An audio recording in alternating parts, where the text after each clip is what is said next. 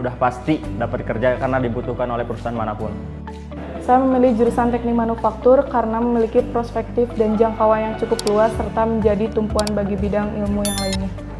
Di Politeknik kita menggunakan kurikulum yang muatan bahan kajian profesi keindustriannya lebih banyak ketimbang teoritis. Alhamdulillah saya mendapatkan banyak ilmu yang membawakan saya juara 3 pada lomba KRI nasional, yaitu tingkat Jawa dan Sulawesi. Selama belajar di sini saya mendapatkan banyak hal selain dari akademik, membentuk karakter menjadi lebih disiplin dan tanggung jawab.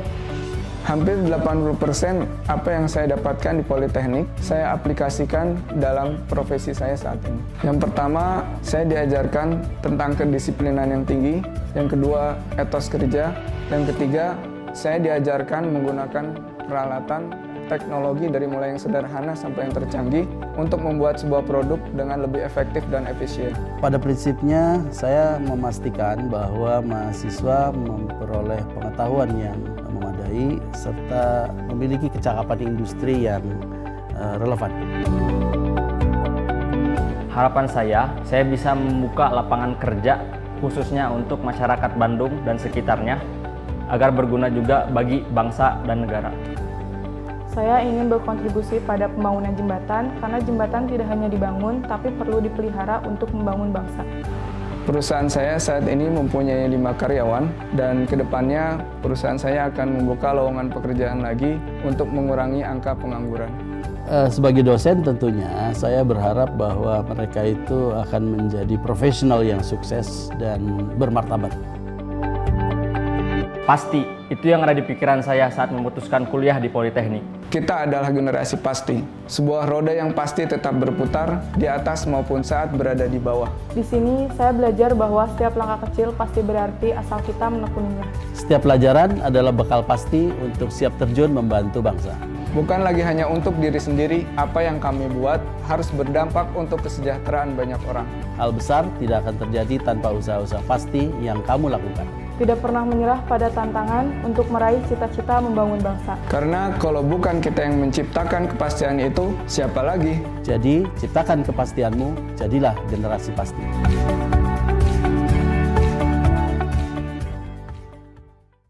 Oke, selanjutnya kita akan ke Polman, ke Kakak Miftahul Huda. Assalamualaikum, Kak Miftahul Huda. Waalaikumsalam warahmatullahi wabarakatuh.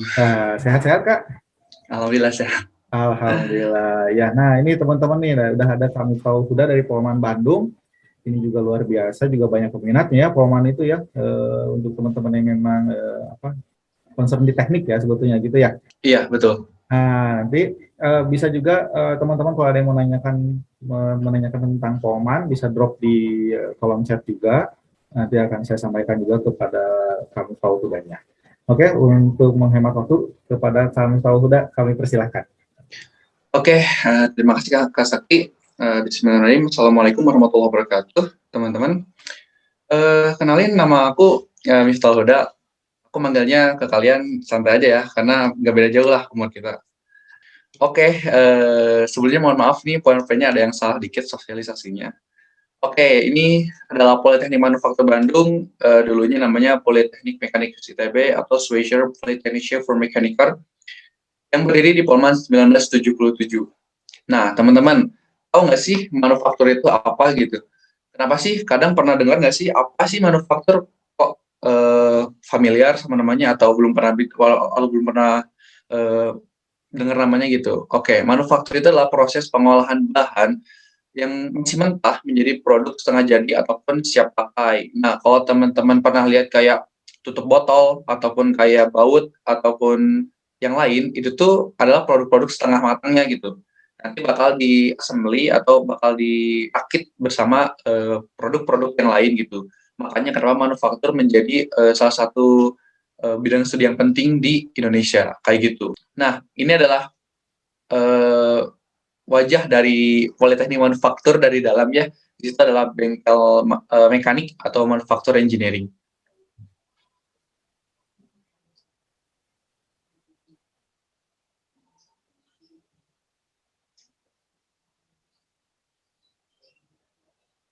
Nah, kita tuh teman-teman udah memasuki industri 4.0 ya teman-teman, di mana segala sesuatu itu sudah dilakukan oleh robot atau oleh mesin ataupun oleh IoT gitu teman-teman.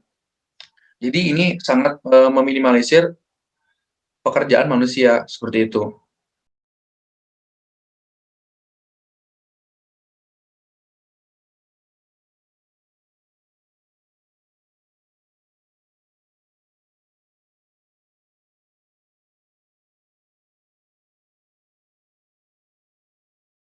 Nah, kita teman-teman udah hidup di industri 4.0 yang sebentar lagi mungkin bakal menuju ke 5.0 di mana sebenarnya semua itu dilakukan oleh robot sendiri gitu, kayak gitu. Nah, kenapa sih harus diganti dengan robot? Karena teman-teman yakin bahwa manusia itu ada batas capeknya. Kalau misalnya robot itu enggak. Jadi selama manusia itu paling kan makan sarapan pagi, terus mereka bekerja 2 jam pertama masih sehat, masih kuat, masih bugar gitu. 2 jam berikutnya udah mulai capek, 2 jam berikutnya udah koit gitu, udah capek banget gitu. Sedangkan robot kan enggak, robot kan terus continue, ataupun kalau misalkan robot itu rusak, itu bakal dibenerin dan langsung bakal bisa bekerja lagi gitu robotnya. Next Kak. Nah, ini adalah beberapa gambaran tentang era yang sekarang gitu, di mana udah memakai seperti yang ini ya, kayak VR, AR, or MR gitu, kayak gitu. Nah, ini adalah salah satu kecanggihan teknologi di era sekarang. Kalau teman-teman tahu mobil listriknya apa? Mobil listriknya Tesla. Nah, ini tuh kayak gini. Ya, kayak gini. Jadi mereka punya fitur autopilot, jadi bisa mengendarai mobil itu dengan mesin ataupun komputernya sendiri kayak gitu. Nah, dan juga di kita tuh fokus terhadap yang kayak gini juga gitu. Di industri itu udah pada pakai kayak gini teman-teman. Kalau teman-teman lihat yang di bawah itu ada anggur yang di slice itu, dan juga sedang dijahit, itu tuh sebenarnya lebih kayak apa ya, demonstrasi kalau operasi memakai robot itu kayak gini gitu, lebih mengurangi tenaga manusia seperti itu teman-teman, dan juga lebih safety lah istilahnya. Kalau misalkan kita membawa barang-barang yang berat, kalau misalnya manusia itu mungkin potensi cederanya lebih besar ya, kalau misalnya robot itu nggak besar, paling rusak alat aja gitu. Nah, di era yang sekarang, itu udah bisa kita 3D printing teman-teman. Jadi kan nggak selalu harus ngeprint itu kertas HVS mulu gitu. Bisa dilihat di kiri bawah itu udah mulai pembangunan rumah, yang sebelah kanan itu udah mulai pembuatan sebuah miniatur atau apa gitu, kayak gitu. Nah, setelah teman-teman lain lulus dari SMA ataupun SMK, sekarang mau kemana? Mau ke kedinasan, universitas, atau politeknik. Nah, ini dia Politeknik Manufaktur, berdiri pada tahun 1976, diresmikan pada tahun 1977 melalui kerjasama antara pihak pemerintahan negara Swiss dan juga Indonesia, yang dimana Indonesia itu diwakili oleh Institut Teknologi Bandung, yang dimana fokusnya Politeknik Manufaktur adalah pada bidang manufaktur, menjadi politeknik pertama di Indonesia dan juga pionir dari seluruh politeknik yang ada di Indonesia. Nah, program yang diadakan pada Politeknik Manufaktur Bandung ini adalah program D3 atau lulusannya biasa disebut ahli media, dan juga D4 atau lulusannya bisa disebut sarjana serapan teknik. Nah, ini lokasi Polman. Kalau misalnya orang-orang Bandung yang masih belum tahu Polman, ini Polman itu di sini nih, di Jalan Kanayakan nomor 21 Dago, Kecamatan Coblong, Bandung, Jawa Barat, Indonesia. Dekat Borma Dago lah ya, nanti ada pangnya Politeknik Manufaktur Bandung, kayak gitu. Nah, sistem pendidikan di Polman ini, teman-teman, sama kayak kalian SMA atau SMK, jadi ya masuk pagi, keluar sore. Seperti yang di industri adakan gitu. Jadi, Politeknik Manufaktur Bandung ini mengadopsi budaya yang ada di industri gitu. Jadi yang di industri kayak gimana itu diterapkan langsung di Polman. Jadi orang-orang yang lulus dari Polman itu jadi udah biasa gitu menghadapi kerja di industri, udah biasa gitu kayak gitu. Jadi 3 semester awal itu studi atau teori ataupun praktek, lalu 2 semester magang ataupun 1 semester magang, lalu 1 semester lagi proyek akhir atau tugas akhir. kayak gitu.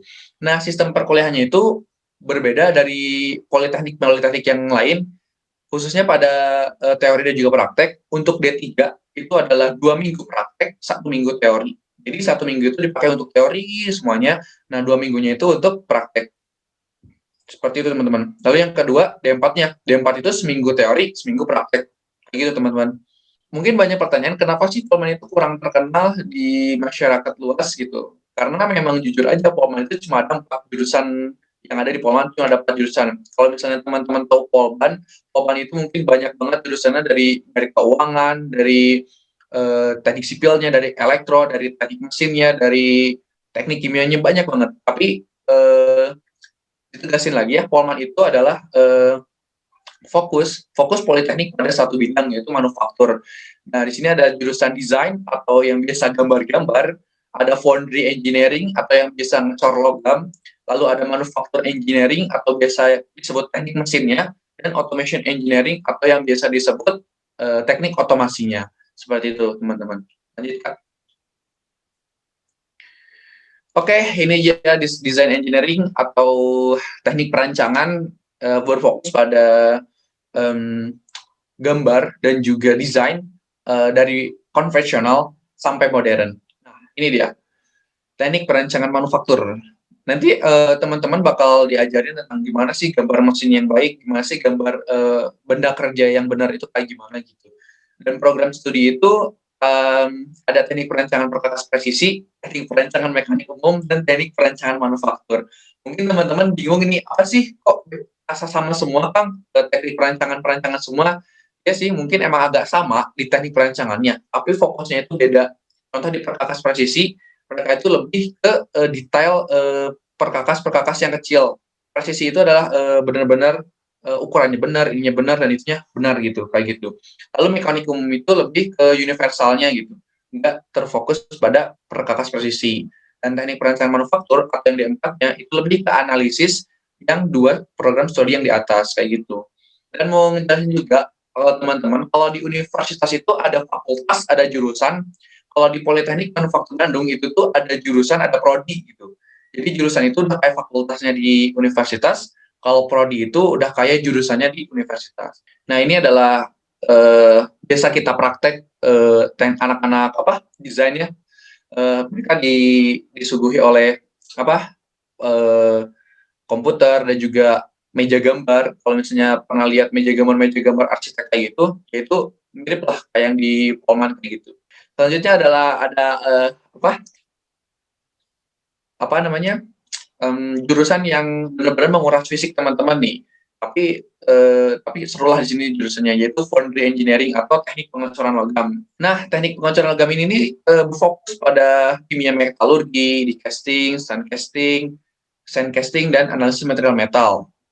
Nah, ini tuh kalau misalnya teman-teman pernah lihat mesin-mesin berat kayak gitu tuh, dicornya tuh kayak gini teman-teman, pakai pasir dan juga pakai campuran logam-logam kayak gitu. Nah, ini adalah gambaran di bengkel foundry ya teman-teman. Di belakang itu, di gambar nomor 1 sebelah kiri paling atas, itu tuh ada karek dan juga ada ada tempat menyimpan pasir kayak gitu ya teman-teman.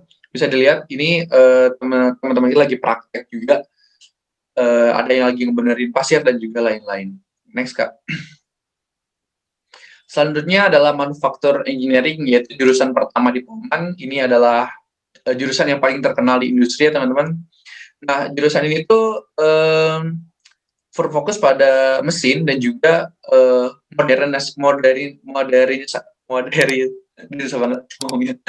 mesin-mesin yang modern lah ya, kayak gitu. Next, Kak.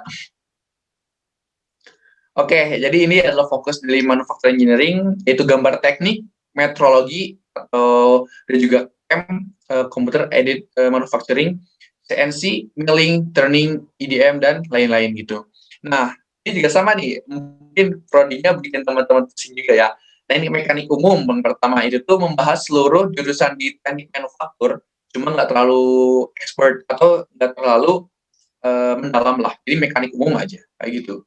Lalu teknik pembuatan perkakas presisi. Nah, ini tuh ada kaitannya dari yang tadi, yang desain. Kalau misalnya desain itu mendesain, menggambar. Nah, ini tuh mengassembly atau menyatukan bagian-bagiannya. Istilah Indonesia merakitnya, seperti itu. Lalu ada teknik perawatan mesin, yaitu adalah maintenance, atau biasa kita sebut tim pemeliharaan mesin. Yang satu adalah yang bertugas untuk apa ya, memperbaiki mesin-mesin yang rusak gitu. Jadi kalau mesin-mesin di Polman rusak, nih anak-anak maintenance ini yang selalu membenarin gitu, kayak gitu.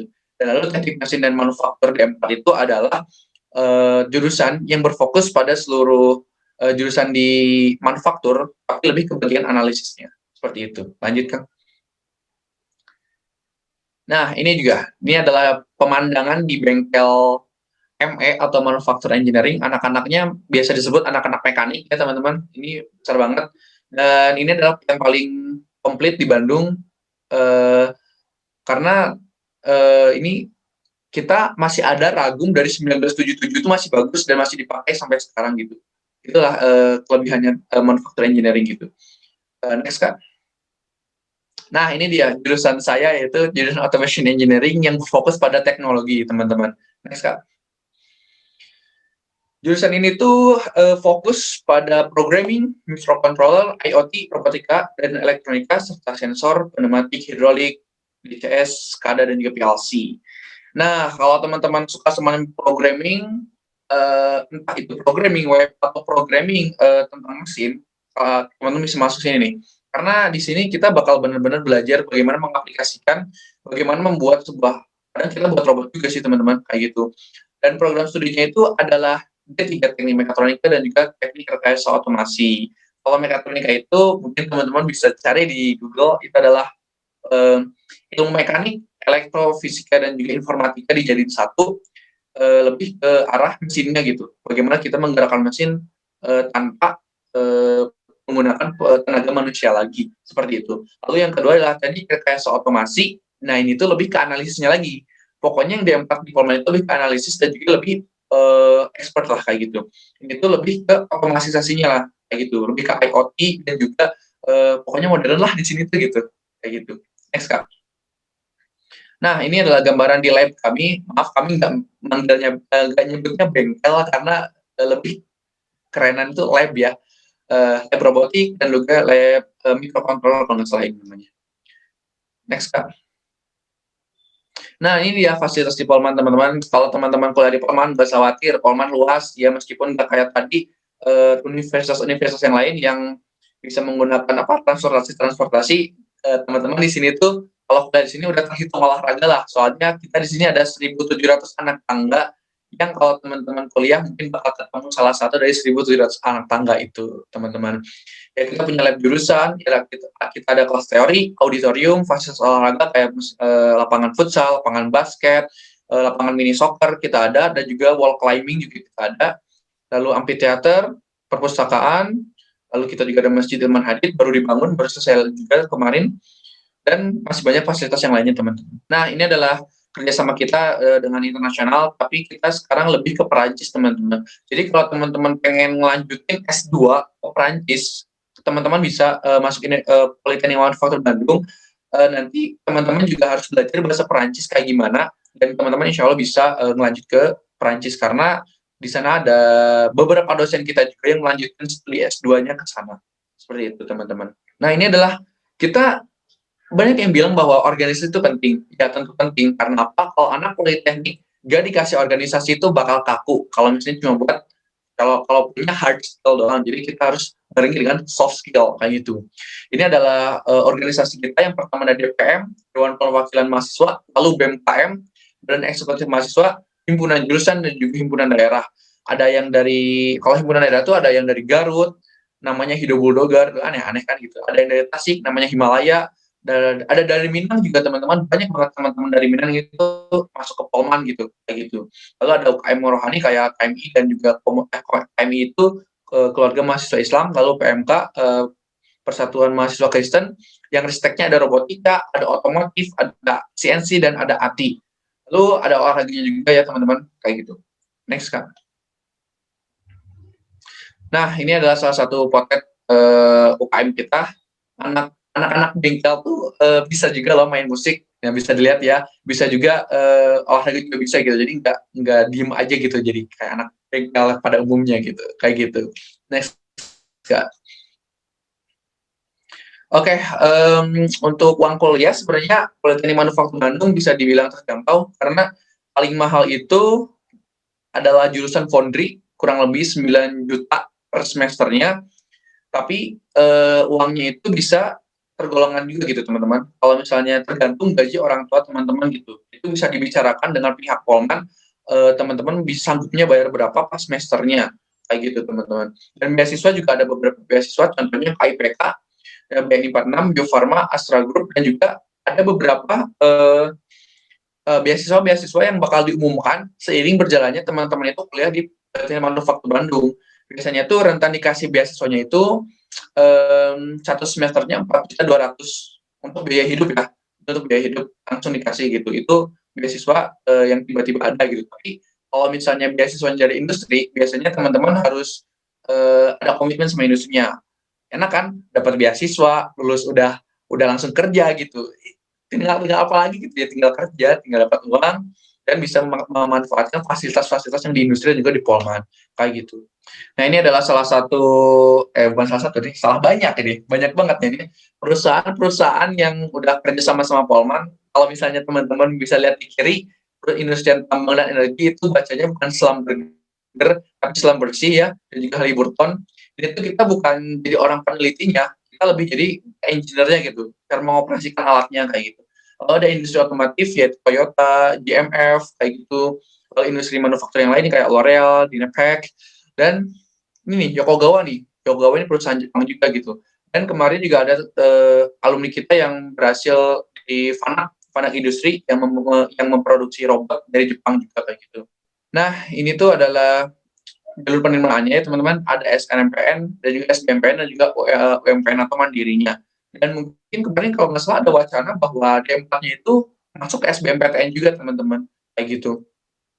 Tapi SNMPN kayaknya udah terlewat ya teman-teman, mungkin udah ada di SBMPN-nya, bisa dicek jadwal SBMPN-nya di Instagram-nya Politeknik Manufaktur Bandung ataupun di website-nya langsung, kepoin aja Polman Negeri Bandung, kayak gitu. Dan UMPN ini adalah ujian mandiri gitu. Dan kalau bisa teman-teman harus masuk SBMPN ya, karena kalau UMPN ini teman-teman UKT-nya itu bakal full. Misalnya teman-teman milih jurusan otomasi itu fullnya 8 juta. Nah, berarti teman-teman harus membayar 8 juta per semesternya, kayak gitu. Tapi untuk SBMPN dan juga SNMPN itu tuh bakal berdasarkan gaji orang tua teman-teman, kayak gitu. Dan bedanya Polman sama institusi lain adalah ada tes fisiknya. Dulu tuh tes fisiknya dilaksanakan di Sabuga, tapi karena sekarang COVID mungkin akan dilaksanakan secara virtual, mungkin online juga. Ada tes wawancaranya dan juga ada wawancara skolastiknya. Nah, skolastiknya itu kayak bayangan benda teman-teman, tampak depan, tampak samping, tampak atas. Itu adalah basic dari manufaktur gitu teman-teman. Jadi emang benar-benar yang diseleksi masuk Polman itu orang-orang yang benar-benar minat gitu ya. Jadi teman-teman harus lihat juga kalau mau masuk Polman gitu. Nah, itulah teman-teman versi ciri kami, mutu andalan kami setelah teknologi adalah unggulan kami. Nah, mungkin sekian presentasi tentang Polman. Buat teman-teman yang masih kepo dan juga punya pertanyaan-pertanyaan bisa di kolom chat ya teman-teman. Itu Kak Sandi ya? Sakti. Oh, Santi, maaf ya Kak. Kelihatan tadi. Oke. Sip, makasih Kang Taul Huda dari Polman Bandung. Nah, itu teman-temannya ternyata Polman itu luas juga ya prospek kedepannya. Terus tadi saya melihat yang seru itu dari salah satu penjelasan Kak Taul Huda itu tentang printing 3D, udah kayak gitu, tentang robotiknya juga itu, terus pengecoran logam yang kayak gitu-gitu sih. Karena sekalian video-videonya aja gitu, dan ternyata di sini kita mempelajari langsung nih gitu ya, gimana caranya tuh nyetak alat-alat yang segede-gede apa itu ternyata ada caranya gitu dipelajari di sini. Mak, silakan teman-teman yang ada yang mau ditanyakan untuk Polman langsung aja, karena di sini luas juga ya tadi ya, gak hanya tentang manufaktur juga, tapi juga tentang programming juga ya, salah satu karena jurusannya kami tahu juga belajar programming ya di situ ya, kami tahu ya. Iya, betul, programming. Iya, luar biasa tuh ya. Silakan teman-teman kalau ada yang mau ditanyakan. Dan kalau berbicara tentang Polman itu memang udah lama tadi ya, dari tahun 77 tadi ya. Dan itu memang alatnya benar-benar masih digunakan ya. Kalau tahu. Masih ragumnya masih ada disimpan di. Kemarin saya sempat bulan apa ya? Bulan Desember tahun lalu atau bulan November saya masih pakai ragum yang dari tahun 1977 buat praktek kayak gitu. Gitu, luar biasa. Berarti memang pemeliharaannya, maintenance-nya juga bagus gitu, dan memang penggunaan mesin itu jauh lebih efektif dan efisien mungkin ya untuk produksi barang untuk jadi setengah jadi atau jadi barang siap pakai. Kan tadi itu definisi manufakturnya tuh. Itu yang saya baca tadi. Oke teman-teman, ada yang mau ditanyain nggak nih kira-kira nih tentang Polman nih? Oh ya, Kang Tuhura, saya aja yang nanya deh. Boleh. Tahu tadi kan ada istilah VR, VR, AR gitu ya, sudah tahu itu kan ya, augmented reality, virtual reality. Kalau yang MR itu apa? MR itu? Nah, sebenarnya itu juga jauh dari jurusan kami sih sebenarnya. Itu hanya namanya penggambaran era yang sekarang gitu, Kang. Kayak gitu. Jadi kita sebenarnya nggak pakai gitu, kita cuma menggambarkan kita tuh udah di sini gitu. Dan kita tuh bakal mengcoding bakal kayak gitu mungkin ke depannya. Karena banyak alumni kita tuh nggak cuma jadi kuli ya. Kita biasanya manggilnya kuli kalau di Polman. Kita nggak cuma jadi kuli, tapi banyak banget yang wira swasta, banyak banget yang udah bikin perusahaan-perusahaan keren. Dan juga banyak yang kerjanya tuh nggak di Indonesia aja gitu. Ada yang di Abu Dhabi, ada yang di Eropa juga, ada yang di Amerika juga ada. Kayak gitu. Nah itu ya, jadi sebetulnya bukan jadi, kadang sih orang tuh melihat ketika masuk ke politeknik kayak gitu tuh seperti siap kerja gitu ya. Sebetulnya enggak juga ya, karena untuk buka perusahaan juga masih bisa ya kayak di situ ya. Masih ada juga proses-proses untuk tuh. Karena tadi saya lihat juga usaha. Saya lihat juga tadi video awalnya, video profil tentang Polman yang generasi pasti itu juga bagus banget itu konsep videonya. Udah gitu saya ngeliat salah satu alumni juga udah ada yang saya mendirikan perusahaan dengan karyawan 5 orang kayak gitu-gitu juga tuh luar biasa ya. Jadi memang politeknik itu bukan semua cuma bukan mencetak orang yang siap kerja aja kayak gitu, siap jadi pegawai, siap jadi karyawan, tapi juga bisa mencetak entrepreneur juga ya gitu ya kayak. Iya betul. Jadi ya seperti itu pandangan teman-teman pandangan kita terhadap alumni industri juga kayak gitu. Dan Polman ini disiplin banget Kak. Jadi teman-teman yang benar-benar mau masuk Polman mentalnya juga karena di sini disiplin banget karena emang kalau misalnya kita udah disiplin di politeknik, apalagi di industri gitu. Karena kalau misalnya teman-teman nggak disiplin waktu kuliah, apalagi lagi praktek, nanti contohnya teman-teman merusak mesin, mungkin mesin itu bakal merusak sebuah sistem itu bakal mencelakakan seseorang. Makanya kenapa harus politeknik kayak gitu. Jadi benar-benar kita mengadaptasi dari industri langsung, kita adaptasi langsung di Polman kayak gitu. Iya luar biasa. Jadi memang kedisiplinan itu juga jadi satu kunci pentingnya ya untuk belajar di Polman ya gitu ya. Iya betul. Ya deh, aduh gimana nih ya teman-teman, ada yang mau nanya? Kalau misalnya belum ada nih, misalnya mau nanya langsung ke Polmannya atau ke Kang Saul Huda nih, bisa lewat apa nih? Instagram kah atau kayak gimana? Silakan. Untuk chat di kolom chat juga bisa di ini. Mungkin untuk kontak personnya ada di bawah ya teman-teman. Ini adalah nomor-nomor di akun Instagram Polman dan di bawah ada Instagram saya. Nanti mungkin kedepannya bisa tanya-tanya juga. Itu aja sih Kak. Oke, siap. Nah gitu ya. Jadi teman-temannya ini bisa di save ya. Itu dan nomornya dan nomor kontaknya yang bisa di WA juga, di telepon. Terus ada Instagram Polman Negeri Bandungnya sama Instagram Kang Saul Huda sendiri ya. Nah di situ jadi mungkin sekarang belum kepikiran nih karena masih jauh ya. Mungkin pikirannya manufaktur merenya gitu. Nggak apa-apa. Jangan khawatir, mungkin nanti suatu saat keingetan bisa langsung nanya ke Kang Saul Huda ya. Kayak gitu kayak. Ya, Kang boleh closing statement nggak nih terakhir? Boleh, silakan. Nah, dia buat teman-teman yang kelas 3 yang udah lulus nih, dimanapun kalian berkuliah, tetap ingat bahwa kalau misalnya niat kalian berkuliah gitu, emas tetap bakal jadi emas dimanapun kalian berada, dan juga tetap maksimalin kalian itu kuliah di mana, karena kuliah di PTN negeri dan juga gengsi, itu tuh nggak menjamin kesuksesan kalian. Kalian itu bakal, yang menjamin kesuksesan kalian itu adalah diri kalian sendiri, gimana kerja keras kalian di kuliah gitu. Jadi itu aja, tetap kerja keras, tetap semangat, tetap berdoa, dan juga tetap minta restu orang tua. kayak gitu. Luar biasa ya, tuh kerja keras, tetap semangat, tetap interest ya tuh katakan. Ya betul. Ya, ini udah ada contohnya, dia ngomong kayak gitu karena sudah mengalami ya, jadi nggak asal ngomong. Iya betul. Bisa langsung diaplikasikan aja. Memang betul sih, kuliah mau dimanapun juga kalau misalnya memang asal-asalan ya, nggak peduli itu universitas semua katanya bagus internasional, kalau misalnya kitanya nggak interest, nggak asal-asalan gitu, ya nggak akan jadi apa-apa juga ya gitu ya, tahu ya. Ya betul. Jadi motivasi juga buat teman-teman semua yang kelas 12 ya. Oke, terima kasih kepada Kang Mustaqul Huda dari Polman. Semoga sukses terus.